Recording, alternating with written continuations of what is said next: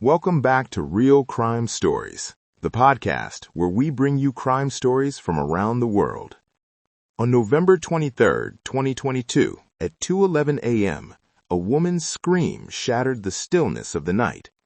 Inside a quiet apartment building in Tennessee, a neighbor jolted awake. Moments later, she heard heavy footsteps racing through the hallway, followed by the sharp slam of a door. Then, suddenly, everything went silent. Just minutes later, Jasmine Pace's mother received an unsettling message from her daughter's phone. There were no words, only a location pin sent without explanation. At the time, no one understood its significance, but that single message would soon lead investigators to a locked door, a missing young woman, and a discovery no one was prepared for. This is the story of Jasmine Pace and how one quiet night turned into something truly terrifying. Jasmine Pace was born on May 29, 2000, in Chattanooga, Tennessee. From the moment she arrived, her parents, Travis and Katrina, felt there was something special about her. Her laughter was infectious, her energy bright, and as she grew older, that light extended beyond her home to everyone who knew her. She was the eldest of 4 siblings, Gabriel, Travis Jr., known as Austin, and Enoch. To outsiders, the Pace family appeared close and full of life, but behind closed doors, tensions grew. Eventually, Travis and Katrina separated and moved on with their lives. Katrina later remarried a construction businessman named Scott Benn, and together they welcomed another child, Aiden. Despite the divorce, Jasmine maintained a strong bond with her biological father and developed a close relationship with her stepfather as well. Heartbreak struck when Jasmine was just 16 years old. Her younger brother, Austin, passed away in the hospital on August 31, 2016. He was only 14. The loss left a lasting mark on the family, especially Jasmine. Years later, at 21, Jasmine was entering a period of personal growth. She lived with her family, attended university, and worked for her stepfather's construction company. Like many people her age, she used social apps to meet new people. That's how she met Jason Chen. Jason was the same age as Jasmine, born on November 9, 2000. A first-generation Chinese-American, he was raised by strict parents, Mingyu Chen and Shu Fang, who emphasized discipline, education, and hard work.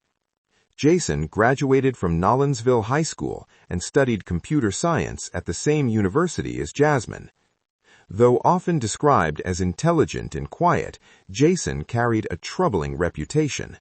He was known for creating fake social media profiles to impersonate other students, starting conversations that quickly crossed boundaries. Some classmates said he even invited people on dates under false identities. Despite this, Jasmine gave him a chance. They began dating in 2021. The relationship ended after a few months, but resumed in mid-2022. In October of that year, they took a trip to Chicago. From the outside, the relationship appeared stable, but Jasmine never formally introduced Jason to her family. They knew of him, but had never met him in person. Later that year, tragedy struck again when Jasmine's great-grandmother passed away. The loss deeply affected the family, particularly Jasmine. That same night, she left the hospital seeking comfort. No one could have imagined that this moment of grief would mark the beginning of a chilling mystery. Soon after leaving the hospital, Katrina received another message from her daughter. Jasmine claimed she was going to South Carolina for a week with her friend Emma. The timing felt strange.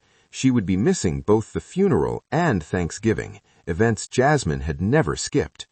Still, Katrina believed her daughter might simply be trying to cope with overwhelming grief. Days passed. Jasmine never appeared at the funeral. Thanksgiving came and went with no sign of her. Katrina's concern grew into panic. Her calls and texts were unanswered, and the few messages she did receive didn't sound like Jasmine at all. When Katrina contacted Emma, she claimed she hadn't seen Jasmine in quite some time. Then, on Saturday, November 26th, a disturbing post appeared on Jasmine's social media. It showed her wearing a black, revealing outfit captioned with a message about spending Thanksgiving with "my baby." Her family immediately knew something was wrong. Jasmine never posted photos like that, especially publicly, and the image didn't show her newest tattoos, clear signs it was an old photo. More unsettling messages followed. Friends received texts, supposedly from Jasmine, telling them to leave her alone and that she wanted space. But Katrina knew better. She and her daughter spoke regularly. This silence wasn't normal. Something was very wrong. Desperate for answers, the family contacted the police, but without clear proof that Jasmine was in imminent danger, authorities did not act with urgency. Left with no other choice, the family began investigating on their own. Using a tracking app linked to Jasmine's phone, they were led to a quiet condominium complex. There, they found Jasmine's car, locked, abandoned, and empty. One detail immediately stood out. The driver's seat was pushed far back, completely inconsistent with Jasmine's petite frame, barely over 5 feet tall. Katrina then reviewed phone records through the family's phone plan. What she discovered raised even more concern. On the night of November 22nd, the last day Jasmine was seen, there had been a 71-minute phone call. The number belonged to Jason Chen. When questioned, Jason claimed they had spoken for only a few minutes. His account directly contradicted the phone records. Even more alarming was Jason's behavior. A woman he had dated and recently traveled with was missing, yet he showed no visible concern. By this point, Jasmine's loved ones were no longer uncertain. They were convinced Jason Chen was the last person to see her alive. Armed with this information, they contacted police once again. Still, the response lacked urgency. Undeterred, the family continued pressing forward. Then came a critical breakthrough. Katrina noticed a message on her phone that she had previously overlooked. It had been sent at 2:18 a.m. on November 23rd, just hours after Jasmine left the hospital. Like before, it contained only a location pin. The coordinates led to an apartment complex. Katrina and Travis immediately drove there and knocked on the door of Unit 210. No one answered. Fear mounting, they forced their way inside. What they found was chilling. Cleaning products were visible throughout the apartment, suggesting someone had recently attempted to sanitize the space. A notebook bearing Jason's name lay on a table. Even more disturbing were Jasmine's personal belongings, her driver's license, credit cards, and a distinctive travel bag she never went anywhere without. But no sign of Jasmine, and no sign of Jason. With this discovery, the family returned to the police. This time, the response changed. Investigators began asking questions. Neighbors were interviewed, and one recalled hearing shouting, banging, and disturbing noises coming from Jason's unit around 2 a.m. on November 23rd. A search warrant was quickly issued. Inside Jason's apartment, evidence pointed inescapably towards violence. Red stains, later confirmed to be blood, were found throughout the unit, on the living room floor, bathroom tiles, bedroom carpet, and even on the doors and walls. Broken glass littered the space, indicating a physical struggle. A sharp object was discovered on the bed.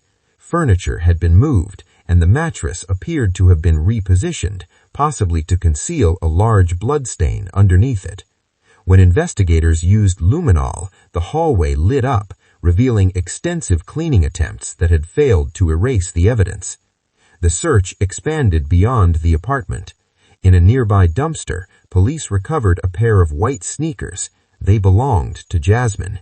At that moment, the case officially shifted from a missing person investigation to an active homicide case. Friends and family flooded social media with pleas for help, while investigators began reconstructing Jasmine's final movements using surveillance footage.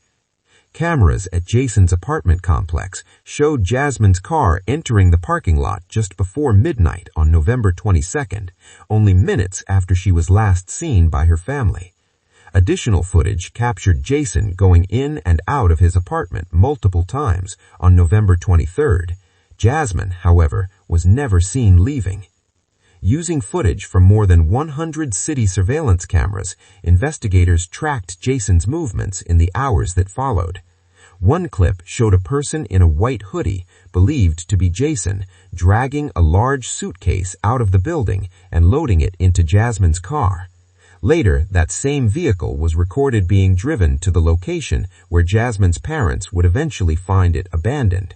Shortly afterwards, a dark-colored car arrived to pick someone up. Investigators determined it was Jason who had called a hired taxi. The pieces were falling into place. Additional security footage from 2 local stores showed Jason shopping alone for cleaning supplies and Band-Aids. Phone data from Jasmine's device placed her in the same area during that time, yet surveillance footage clearly showed Jason was alone. The contradiction only deepened suspicions. Then, on November 29th, police located Jason at his parents' home. Officers noticed cuts on his right hand, injuries consistent with a recent violent struggle. Inside the house, investigators found a black backpack. Inside were handwritten notes in which Jason appeared to be constructing a false narrative. He claimed he hadn't seen Jasmine since November 19th, that they had only spoken briefly on November 22nd, and that she had a history of running away. He accused her of having a restraining order against an ex, alleged her mother struggled with alcoholism, and even referenced a supposed incident in which Jasmine had fled to Canada. Her family firmly denied every claim. The contents of the backpack raised even more alarms. Inside was Jasmine's eyeglass case. On Jason's phone, police discovered a photograph of Jasmine taken in the bathroom on the night she disappeared, along with screenshots of deleted conversations. Then came the final lead. Phone records revealed that shortly after Jasmine vanished, Jason traveled toward a rural highway near a river.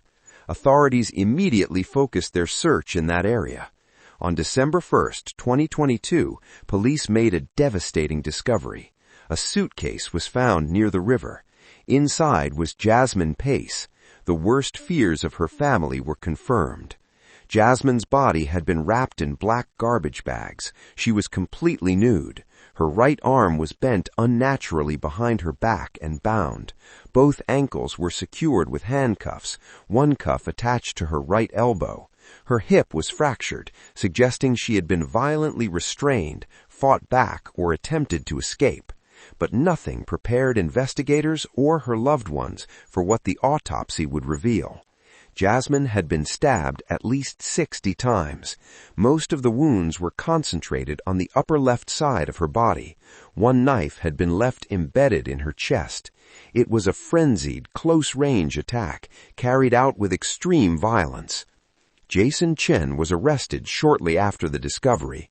Initially held in a Tennessee jail, he was transferred to Hamilton County, where he was formally charged with first-degree premeditated murder and abuse of a corpse. He was denied bail at the time of his arrest. On December 2nd, 2022, Jasmine's family and friends gathered beneath the bridge where her body had been found. They held a candlelight vigil, offering prayers, tears, and flowers in honor of a life taken far too soon. Those who knew her described Jasmine as an angel, a bright, gentle soul full of kindness and joy. Her mother said Jasmine's spirit would live on and that justice was the only way forward. Days later, on December 6th, Jason appeared in court for a bond hearing. The judge set bail at an extraordinary $5 million. Even if paid, the conditions would include strict house arrest, GPS monitoring, and surrender of his passport. For many, the very idea that Jason could walk free, even under restrictions, was unthinkable. The community pushed back, calling the crime exceptionally violent and heinous. Jasmine's family made it clear they could not accept the possibility of his release. As legal proceedings moved forward, Jasmine's funeral was held. Loved ones gathered to say goodbye, clinging to memories of her laughter, her warmth, and her dreams, struggling to comprehend a loss that could never be justified. On January 9, 2023, prosecutors revealed chilling details during the first formal hearing. Investigators had reconstructed a complete timeline using surveillance footage, digital forensics, phone records, and Jason's own actions. In the hours following Jasmine's murder, Jason had used her phone and credit card to access her banking apps and social media, posting messages to make it appear she was still alive. He even contacted another woman through a dating app while Jasmine's body remained in his apartment. That same night, Jason organized a video game session, reportedly telling friends he just needed to finish cleaning his apartment first. Security footage also confirmed that he traveled to Nashville International Airport shortly after Jasmine's disappearance. Though he never purchased a ticket, authorities believed he was preparing to flee and ultimately backed out. By this point, prosecutors were confident. A clear digital trail, a precise timeline, physical evidence, everything pointed to a single horrifying truth. The trial began in January 2025, more than 2 years after Jasmine's death. Due to intense media coverage, jurors were brought in from Nashville to ensure the fairness of the trial. Prosecutors laid out their case plainly. On November 22nd, Jasmine had called Jason seeking emotional support after the death of her great-grandmother. The call lasted more than an hour. That night, she went to his apartment. What happened next was described in court as a deliberate act of lethal violence. Jason waited until Jasmine was vulnerable, then attacked. Evidence showed she was stabbed while already on the ground, her body positioned in a way that made escape impossible. All 60 wounds were concentrated on one side of her body. The cuts on Jason's hand matched injuries consistent with using a sharp weapon. His fingerprints were found on the garbage bags that had been used to conceal Jasmine's body. In court, jurors were confronted with the physical reality of the crime. They were shown the blood-stained carpet, the suitcase used to dispose of Jasmine's body, and even the broken tip of the knife still embedded in her chest. Forensic downloads from Jason's phone revealed everything: the images, the deleted messages, and the deliberate attempts to construct a false narrative. Then came the final, devastating twist. On the afternoon of November 23rd, long after Jasmine was already dead, Jason sent a text from her phone. It read, "Are you ready for dinner tonight?" That single message destroyed any remaining defense. It wasn't just cruel, it was calculated, a cold-blooded attempt to maintain the illusion that Jasmine was still alive. But the truth had already surfaced, and justice was closing in. Authorities soon confirmed what Jasmine's family had feared all along. The messages claiming she was going to South Carolina with her friend Emma, and later telling people to leave her alone, had not been written by Jasmine. They were sent by Jason Chen after he had taken her life. Among the witnesses called to testify were Jasmine's grieving parents, the neighbor who heard her screams, the retail clerks who sold Jason the cleaning supplies, and the lead detectives. The neighbor's testimony was especially haunting. She told the court she woke around 2:11 a.m. on November 23rd to the sound of a woman screaming. Then she heard running footsteps and what sounded like a door slamming shut. She reached for her phone, prepared to call 911, but the noise suddenly stopped. She hesitated and never made the call. Exactly 7 minutes later, Jasmine's mother received a text from her daughter's phone containing only a location pin. It was a moment that would haunt her forever. On the stand, Katrina testified that Jasmine had never sent a message like that before, especially not in the middle of the night. To prosecutors, the meaning was clear. Jasmine, knowing she was in danger, had tried to send one final cry for help. Katrina also addressed her decision to enter Jason's apartment without a warrant. She admitted it broke the rules, but she said she didn't care. Police weren't moving fast enough. Her daughter was missing, and she was desperate for answers. Prosecutors argued that while Jason worked to clean up the crime scene, he was simultaneously crafting a cover story. He posted fake updates to Jasmine's accounts, attempting to make it appear she was still alive, all while Jasmine's body lay lifeless in his apartment. To the jury, it was a calculated effort to rewrite reality. Then the courtroom fell silent when Jason's defense attorney made a stunning claim. Jason admitted guilt, but not murder. The defense argued it had been self-defense, not premeditated violence. According to Jason's version, he and Jasmine were drinking wine when she discovered flirty messages on his phone to another woman. An argument followed. He claimed Jasmine, in a jealous rage, smashed a bottle and attacked him. He said he kicked her. She came at him again with a broken wine glass, and he fled to the bedroom, grabbed a sharp object, and stabbed her in panic. His lawyer claimed Jason blacked out, only waking to find Jasmine unconscious. The defense also argued the handcuffs found on Jasmine's body were applied after her death, merely to fit her into the suitcase. But the story quickly collapsed. The medical examiner took the stand and dismantled the defense piece by piece. Jasmine's toxicology report was clean. No alcohol, no drugs. Her injuries told a different story. The 60 stab wounds were concentrated on one side of her body, indicating a sustained one-sided attack. Even more telling, Jasmine's right hand showed no defensive wounds. She had been restrained, immobilized, possibly handcuffed before the stabbing began. Prosecutors made the defense's strategy clear: downgrade the charge from first-degree murder to voluntary manslaughter. The difference meant either life in prison without parole or a maximum of 15 years and a fine. To challenge the integrity of the crime scene, Jason's attorneys called a forensic expert, arguing that Katrina's unauthorized entry had contaminated evidence. They even implied certain items may have been planted. Travis, Jasmine's father, was questioned about alleged inconsistencies in Katrina's account. Jason, however, never took the stand. He remained silent. No apology, no emotion, no remorse. After 6 days of testimony, the jury deliberated. It took less than an hour. They returned with a verdict: guilty. Jason Chen, 24 years old, was convicted of first-degree premeditated murder and abuse of a corpse. During sentencing, the jury faced one final question: should Jason ever be eligible for parole? His attorney pleaded for mercy, arguing that allowing the possibility of release decades later would reflect compassion. The jury was unmoved. In under an hour, they delivered the sentence: life in prison without the possibility of parole. Jason had taken Jasmine's life without reason. He had tried to erase his crime.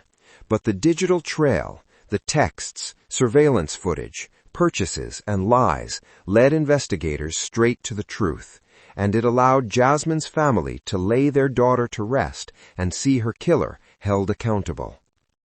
After the trial, Katrina filed a civil lawsuit against Jason's parents, alleging they knowingly sheltered a fugitive and obstructed justice. In March 2025, the case was quietly settled. The terms remained confidential, though it was later reported that Jason's parents paid $17 million. To this day, the true motive behind Jasmine's murder remains unclear, but her memory lives on, in her laughter, her warmth, her light, and in the lives of those who now choose to live fully in her honor, because Jasmine never got the chance to. Thank you for watching Real Crime Stories. Share your views on the story, like and subscribe to the channel. Until the next episode, stay vigilant.